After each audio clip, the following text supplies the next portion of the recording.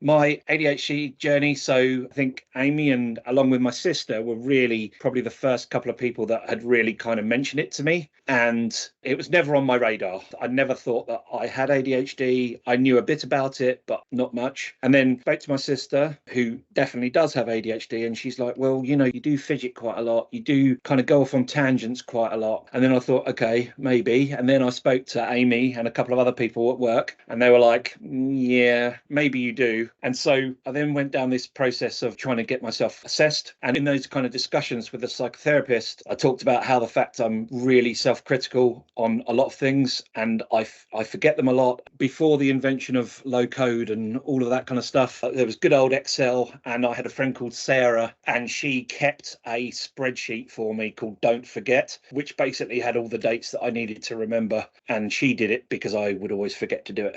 Coping strategies. I started blogging. Really, that was mainly for me to remember what I was doing on a day-to-day basis, like the more complex tasks that I really struggle with, work tasks, that is, or technologies within work. I kind of realized I was writing it because I was writing it in a kind of list format so that I could go back to it and just do what I needed to do step by step. Organization, notebooks coming out my ears. There's 3 at the moment, and 2 sets of cards and 4 lots of post-it notes next to me. There's a lot going on in there. They all have their own kind of place, and whether that's for project work or, learning that I'm doing, all kinds of different things. Self-care, not taking myself or what I say too seriously.